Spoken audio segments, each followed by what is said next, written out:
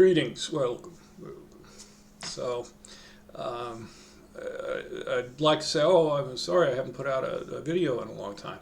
Actually, I did put out a video, and I'm up to 3 now that have been censored, 3 that have been pulled.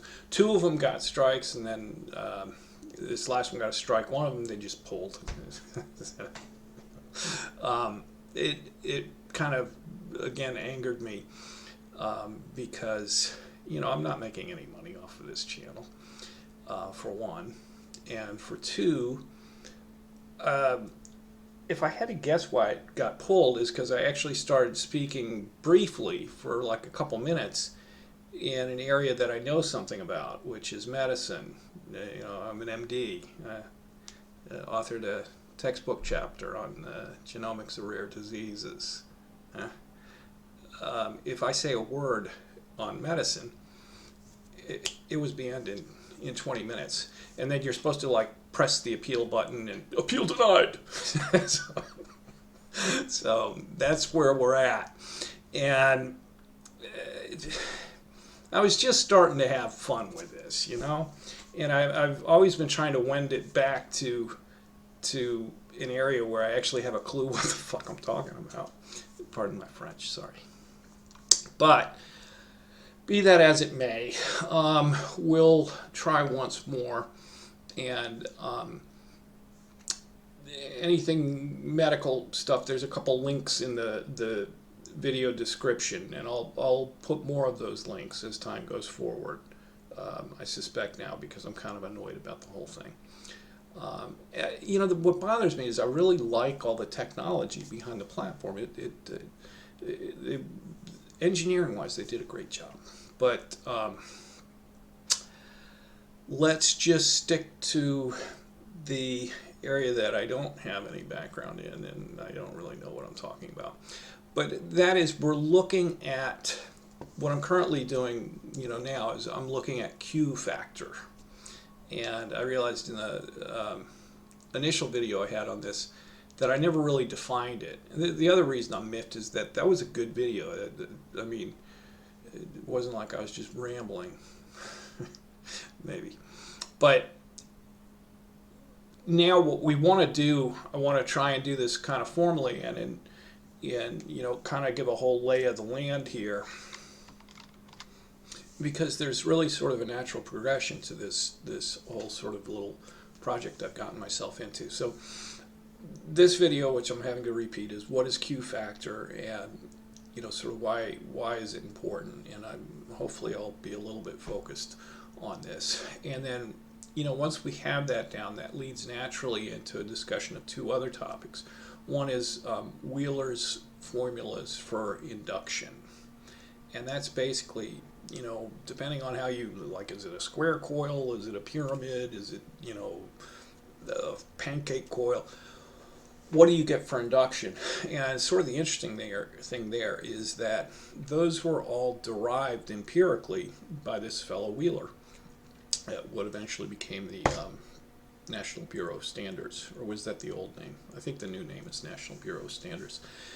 But it's not like there's some, you know, like central insight into it. They just kept testing different things and then just like came up with approximate equations that generally work for different shaped coils. So I find it interesting that all of those formulas are just, you know, here's what it is.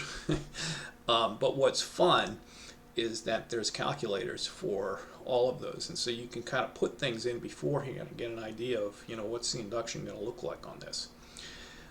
The other big topic that needs that follows naturally from this is, well, it's 2, but you can group it as one, is skin effect and proximity effect, and those are sort of the bugaboos for Q factor as you go faster. And then I have this new continuously variable LCR meter that you can measure at any frequency, and that thing's really cool. Although it seems to break down giving nonsense answers at the extremes, but when it's not at the extremes, it's really neat. So, and then from there, I mean, there's other things. I mean, we'll talk a little bit more in this video about, why do you care about Q factor. But, from there, it's also like looking at things like, air induction charging, like they have for cell phones now, they want to do with the Teslas. And that's related to resonance and Q factor too. So might have to set up something along those lines if I can get around to that. And then also bifilar coils, and what do you do with those? But first, there's enough here to keep us busy for a while, isn't there? The first thing after those three topics that I talked about is, have a reasonable basis for how to design a high Q factor coil. So let me shut up and we'll talk for a bit now about what Q factor is, and at least some reasons why it might be of interest or import to people. Okay. So Q factor is a measure of how long an oscillatory system oscillates. So they give us like an example here of this thing oscillating, and then it damps out there. And there are a couple formal definitions. There's this one. Man, this annoys me that video got pulled, because I'm trying to cover the same stuff and I think I did a better job the first time. But there's this one definition of frequency related to bandwidth. I don't care about that one. And they're saying they're numerically similar but not identical. Well, before we can get to that, as an example for Q factor, you can think about if you have a large bell and it's a beautiful, clear, blue sky day, and you hit the bell hard with a hammer, it's going to ring, bing, and the ring is going to go on for a long time. Now, if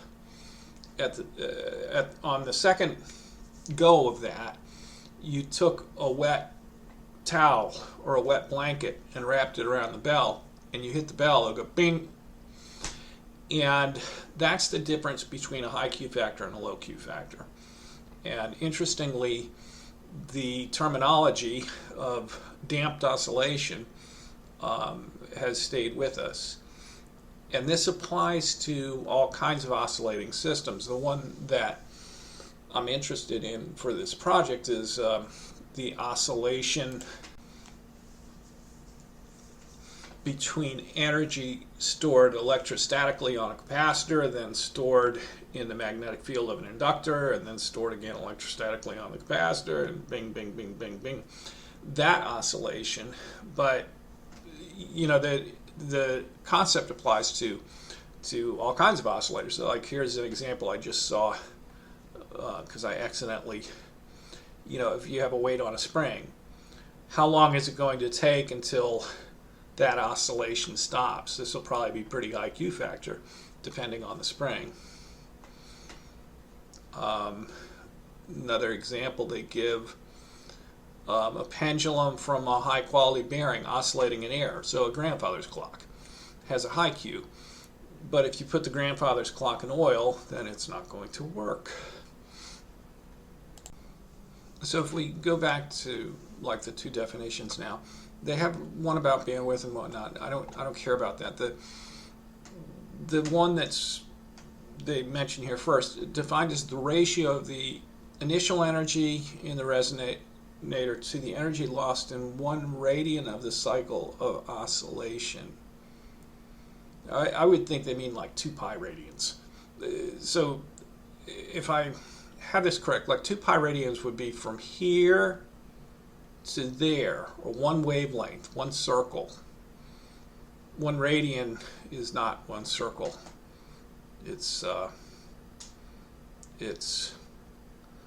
wait for it. It's kind of a cool, oh come on, what are you doing? It was showing me before. There we go. There's 1 radian. That's not, you're interested in 2 pi radians. 2 pi radians gives you 1 full wavelength. So in other words, it's how much you had here versus how much you have there. And this is kind of a bad example because you start out here. You don't start out at 0. I mean, this would be like where you're charging the cap. And the cap's charged up, goes down, goes back. That's 2 pi radian, or 1 full wavelength. How much energy did you lose? So there's the formal definition for that, and they mention that this one, a damped oscillation, has a Q factor of about 5. So this brings us to sort of the common sense and most useful kind of way to view Q factor. And let's scroll down. Yeah, as I'm scrolling, we won't go through the math, but 2 pi. Okay. But where is it? Here we go. The Q factor is also approximately the number of oscillations required for a freely oscillating system's energy to fall off. This means the amplitude, so like the voltage you started at, or how far that weight is moving with the spring, falls off to approximately 4% of its original amplitude, which is a bit less than 1/20th. So in other words, it's where the thing stops oscillating, less than 1/20th of its original oscillation amplitude. So that's why if we go back here, 1, 2, 3, 4, 5, and they're saying that's past there. So it's about damped out there. So that's Q factor. So this is a page that I've talked about in a previous video from physics forums explaining current behavior in an LC tank circuit. But there's one graph on here. Yeah, there it is. There it is. So we actually get 2 oscillations for the price of 1. And you have the oscillation of the voltage in your capacitor. We're talking now about the LC tank circuit. So in other words, what you've done is you've charged up a cap, and then it's connected to a coil, and then you discharge the cap through the coil. You short the cap through the coil. So you have and that's your LC tank. You have your voltage in the capacitor, let's say it's like 10 volts or something, and it goes down to 0. Now, they're very generous here. They're showing an entirely undamped oscillation, which that would be really nifty. But you can get pretty darn close to that, and who knows if you can do that, I don't know, if you can have it entirely undamped. So what you have is your voltage across the capacitor. I apologize if the computer fan in the background is making a lot of noise. Someone in a comment, took me to task on that. It's just an open motherboard there, so the fan's kind of a problem. But anyway, so you have the voltage across the capacitor. Now everything's stored electrostatically, all your energy. It discharges into the inductor. As it's doing that, the current in the inductor gets stronger and stronger and stronger. Now it's at its strongest, and this is at 0. So it can't throw any more there. And then this says, oh no, there's no more current. It starts collapsing. Now, per Faraday's law of induction, when there's a changing magnetic field, which happens when this thing is collapsing, it generates an electric current. The displacement current, inductive spike, the radiant spike, whatever you want to call it. And so now, because this is moving in the opposite direction, it starts driving the cap negative. And the cap goes all the way negative to there. And now all of the energy that was stored in the magnetic field of the inductor is gone. So, oh, we don't have any more magnetic field for you. Oh, that's fine. We have all this energy electrostatically stored now, and this thing's empty, so we're going to start discharging it there. Boom, boom, boom, boom, boom, boom. And, the last thing I would just show to you is this is at 1/4 wavelength where the cap goes entirely negative. There's 1/2 wavelength. There's 3/4. There's a full wavelength where the cap gets back as close to its original voltage as possible. At 1/2 wavelength, the cap goes as negative as it's going to go. Yeah, because I'm kind of ticked. This will probably be a long video because I'm still ticked about the last one. So I'm just going to ramble about stuff. But one of the things is you see this in Tesla's patents and elsewhere. They're talking about like quarter wavelength, and I mean Tesla like related it to the speed of light and all that, but it's not that complicated an issue. It's at 1/4 wavelength is where the cap is fully discharged. At 1/4 wavelength of the propagation of current through the cap for its resonant frequency. And I did a video, maybe a couple months back now, and what I was looking at was, and I'll try and put it in the video description, or maybe I can splash it on the screen if I can figure out how to do that. But what I was looking at is if you set this LC tank circuit up as a buck boost switch mode, whatever you want to call it, DC-DC converter. So in other words, you have the capacitor, it discharges here, and then you use a diode to interrupt the connection between the capacitor and the inductor, but you have a diode out to another capacitor from the inductor. So like the Bedini schoolgirl, but running it with the cap. If you interrupt it here, it transforms voltage like a scalded monkey. And likewise here, it'll transform voltage great. Here, now this is showing a perfectly undamped, so you're going to lose a little bit depending on how damped things are. But if you wait until the cap has gone negative, you'll never get anything out for your transformation of voltage greater than your input voltage. And in that video, it took me a long time, but I finally was able to figure out why that is. And I think I did a better job explaining it in the video, so you kind of have to watch it. But it's basically, it has a choice of going back to where it started or going, you'll have to watch the video. But if you want transformation of voltage with the buck boost converter, and you're running it with the cap, then you have to shut things off there, which is kind of a shame, because if you could shut it off there, then you get like 99% of your energy back, and you would have everything out to the other capacitor. But that's not the way it works. Rambling, but I don't care. So in a moment we'll talk briefly about how do you engineer to have an undamped LC tank circuit?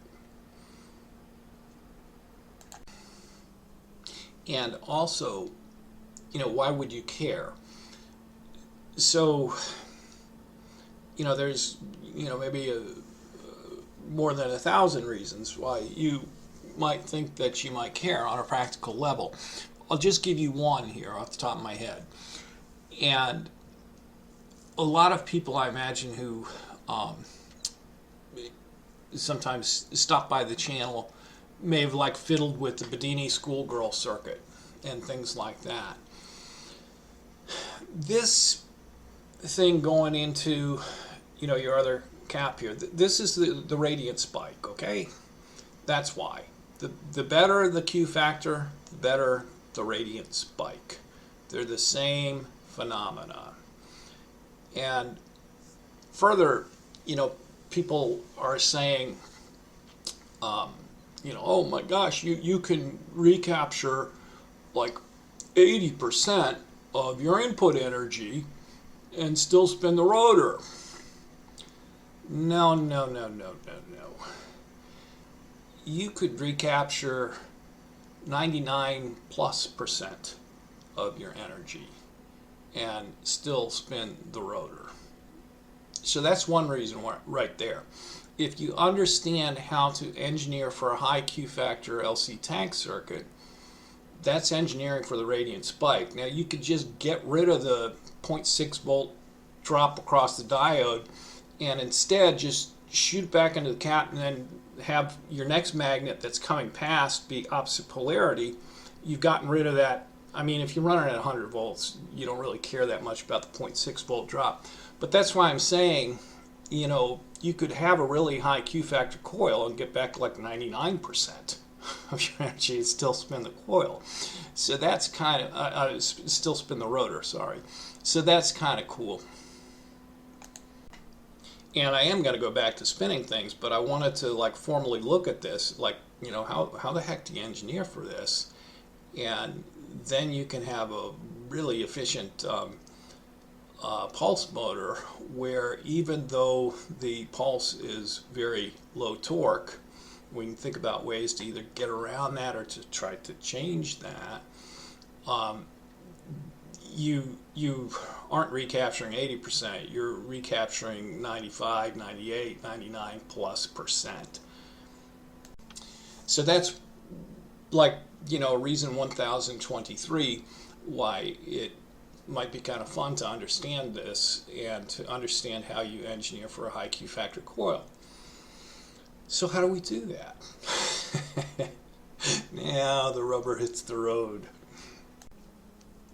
But I'll tell you how we're going to do that. And I don't know how much longer the channel, you know, I mean, maybe this one gets pulled too, so I might just talk a lot at you.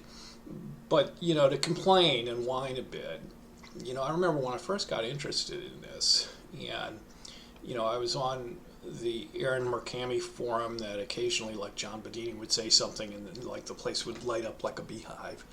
And, you know, for good reason. And you know, there's like all this discussion, you needed the N37, not the N38, and you're never going to do it without the low power, you know, 555 timer chip and all that. And, you know, I'm still like trying to figure out how a transistor works, but I'm looking at this and I'm looking at it and I'm saying, you know, there's only one thing changing in the whole darn thing. I mean, the rotor's spinning, but that's like the timing mechanism. The only thing changing is what's going on in the coil. How do you use the coil to engineer for the spike? And I posed that as a question. It was just crickets. I mean, there was absolutely nothing. I don't know if like no one had ever thought of that, or the people who like thought of it are like, well, hell if I'm telling you. So that's what we're talking about here. Really, is how do you engineer for the spike? How do you make a high Q factor coil, high Q factor LC tank circuit? Sorry. Let's see if there's anything else we want to cover in the Wikipedia write-up. And I mean, this was kind of interesting. Tuning factors, tuning forks have quality factors around 1,000. So that's pretty high. And that's just a tuning fork. These things can have Q factors as high as that, 10 to the 11th, or higher and higher. So what I'm saying is there's room on the upside from, you know, what I'm seeing now of like a Q factor. Oh my gosh, I've got a Q factor of 60. I'm getting 98% of the energy, 98% of the amplitude of the voltage back. There's room to go on the upside. This is important. The concept of Q was K.S. Johnson. His choice of symbol Q is only because at the time all the other letters of the alphabet were taken. Very profound. Not intended as an abbreviation for quality or quality factor. So it reminds me of like the scientist Q from the James Bond movies. I like the term. These are the formal definitions, stored energy definition. We don't need to spend time on that because we know qualitatively what Q factor is now. It's just basically how much the cap and the coil bounce, how well they bounce back. Now this is important, and this now gets to how do you engineer for Q. And you got three things going on. You got your resistance, you got your induction, and you got your capacitance. And what's sorry to boast, but what's interesting is that I kind of came up with this just by looking at things. And what I've said in previous videos, and I've demonstrated in previous videos, is that the Q factor improves as a function of the pulse duration getting shorter over the tau time. So here's your tau time. No, that's not the tau time.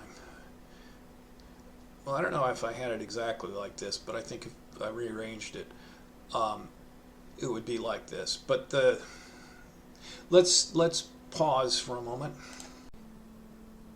Let's transition to the Great Electronics Tutorials website and go to inductors and LR series circuit.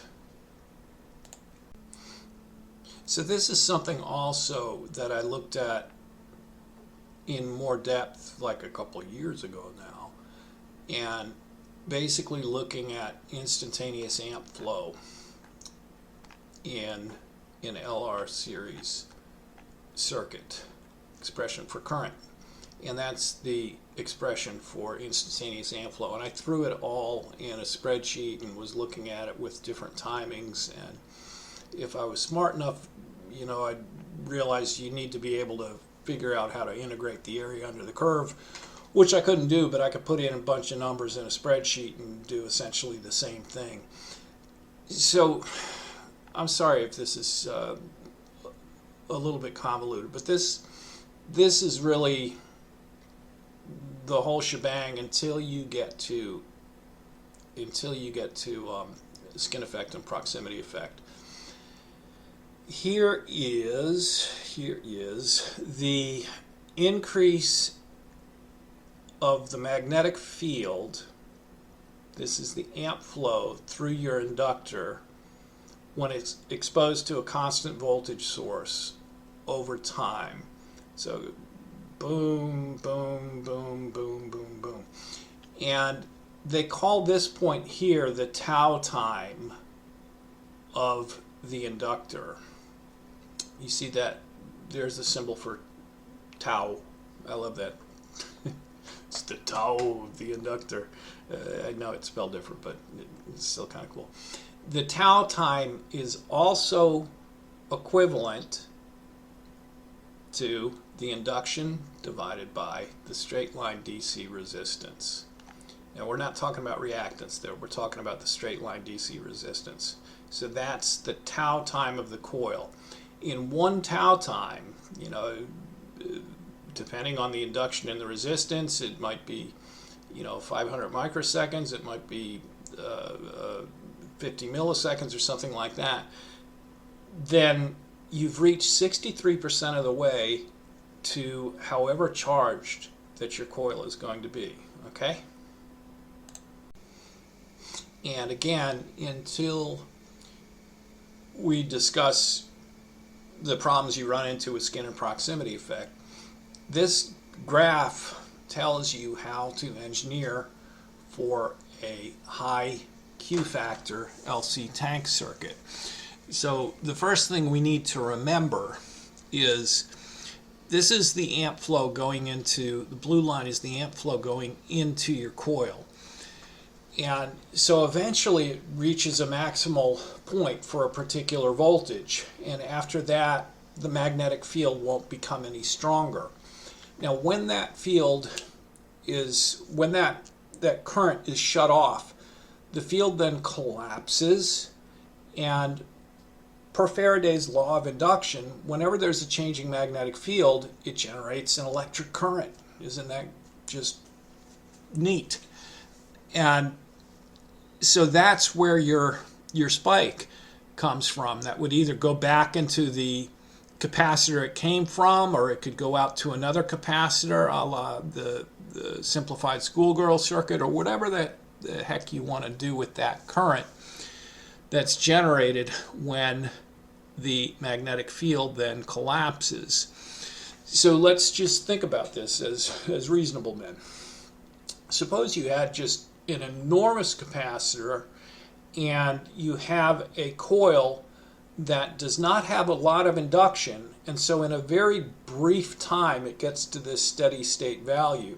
So you have like a 10 farad capacitor, and at 9.9 farads, you're at the steady state value, and now the coil can't hold any more magnetic field, but you've got 99% of your electrostatic energy that's in your capacitor, and it's just going to keep pouring out for like 2 minutes until finally it runs out of power, and then the thing collapses. You know, it actually happened very slowly because it would just gradually run out of power. But that's the idea there, is that if you have a mismatch between the size of the coil, it's just going to saturate the coil, dump energy out there. The coil can't store anymore, and it collapses. So your next thought might be, well, maybe the best thing to do would be after 5 tau times, it's fully charged. So you have a capacitor that charges this thing all the way up, and that is where you would get your maximal spike, would be after the coil's fully saturated. So if you wanted the strongest spike possible for that coil and that cap, you would want to make sure that the cap can fully saturate your coil or inductor. However, and this is what caught my eye a couple years back, is let's think about it a bit further. Let's say instead of charging it to, here it is at 99.9%, after 5 tau times, you go to 4 tau times, and now you've only used 80% of the charge for a capacitor to charge it, to only 4 tau times, but you're almost fully saturated. You're like 99%, or there. Or let's say you go to 2 tau times, and I would guess, I'm just eyeballing it, you'd have to go back like I did before and put it in a spreadsheet determining instantaneous amp flow at each point. But I would say, for 2 tau times, you're maybe at, I don't know, it looks like, what do you think, like 80% of the maximum field strength. And if you use 1/2, you're at 63% of the maximum magnetic field strength. So you've used 1/2 of the charge, but the field is about 3/4 as strong as it would be, more than that, more like 4/5 as strong as it would be if you use twice as much charge. So then you think about, well, what if you go from 1 tau time to 1/2 a tau time? I don't know what that 30%, 7% thing. I mean, it looks like it'd be about there or whatever. And so again, it's like you've used 1/2 as much charge, but you're not getting a magnetic field strength that's 1/2 as much. It's like 3/4 as much. And then you go here, and it's the same thing. When you put it in a spreadsheet, it's sort of, it's saying fleas ad fleas upon them ad infinitum. So with just, this equation and whatnot, that just continues indefinitely. Now, it doesn't continue indefinitely in practice, and again, skin effect, proximity effect. And we'll talk in future videos in depth about those two. But until you run into that, the shorter and shorter your pulse, or the smaller and smaller your cap, the stronger magnetic field you get for a given use of coulombs of charge, and hence the higher and higher Q factor. And if it continued on ad infinitum, eventually you'd get to a point where the oscillations wouldn't be damped, they would be increasing over time. But again, you got skin effect and proximity effect to worry about, as I've said 3 times now. So now you know why, God love him, I hope he doesn't get mad at me since he's passed on, but it's easy to sort of imitate like Tom Bearden, when he's saying, it's a sharp transience. It's been known in the literature for the past 50 years. Marku and they won the Nobel Prize for it. The sharp transients break the symmetry. So now you know what he's talking about. That the shorter and shorter this pulse gets, the more and more efficient use you get. And depending on how things are set up, I mean, you could, from this alone, again, without mentioning the other two things I've mentioned 3 times, you could envision a situation where you would run into some really interesting behavior. And that's what they're talking about with sharp transients, real quick pulses. Now, the last thing I'll say on this, and we'll wrap this up, is that how sharp the transient is also within the context of the coil. So we said that the tau time is induction over resistance. So if you have a coil with low induction and high resistance, then you're going to have to go really, really, really, really fast before you getting down to this part and this part on this graph. If you have a coil of very high induction and low resistance, a much longer pulse will be putting you down here in the interesting and high Q factor part of this graph. And I'm certainly no Tesla expert, but one thing that he said that stuck with me, I can't remember where I read it, but he said, I'm looking at coils of high induction and low resistance. And so I suspect that this was a good part of why he was looking at coils of high induction and low resistance. Another thing that follows from there is that, if you're large, you're in charge. Large and in charge. So I can't remember the gentleman's name, something like Watson or whatever, and Bedini had been talking with him about some of the stuff he was doing, and then at a free energy conference he unveiled like a simplified schoolgirl circuit made with the rotor, like from the kind of rotor that launched aircraft off of aircraft carriers. I mean, the thing was just enormous. And that's because when you have it enormous, it's easy to get this big L, and you use thick wire and you get the low R. So that's one reason why, the mass of wire comes into play in a big way in terms of getting down here on that. All right. Let's wrap things up here. And in the next videos, we'll be doing a few things. I mean, one, what I want to do on all of these, I'm not going to do it on this one. I mean, basically, I'm just ticked off right now, still, like weeks later. And so I'm just like talking at you for a while. But I was thinking in the back of my mind, I should probably, if I'm doing this, also, at least throw in a few minutes of experimentation to show what I'm talking about. I'm not going to do that today, but in future videos I'll try to do that, and a lot of them will just be entirely, experimental. So the remaining things to talk about are how to look at coil shape and design for a large L and a low R, and then also how to look at coil shape and design to try to mitigate and or eliminate. You could perhaps eliminate proximity effect and mitigate, maybe, I'm not sure, eliminate skin effect. I don't know about that one yet, but maybe. That'd be interesting if you could.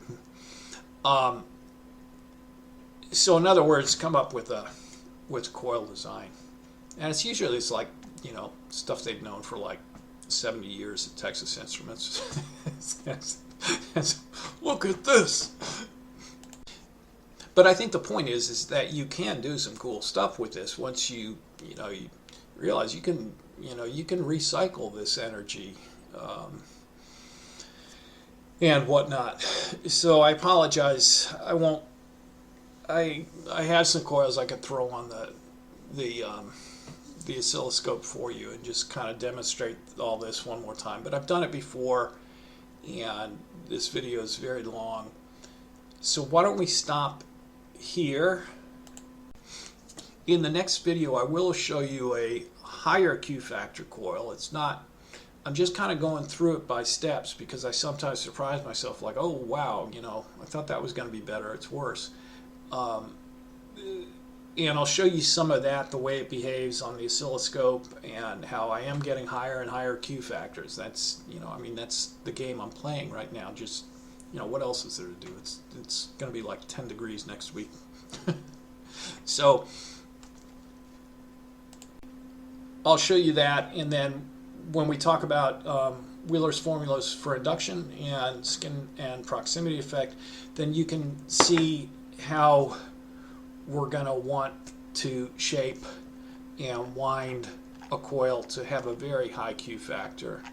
For now, stay healthy. If you're on the East Coast, like myself, stay warm. My gosh, it's going to be cold. Cold for the president's inauguration. If you're in California, stay cool, and may you have rain. Pray for rain. And take care, everyone. Talk to you later.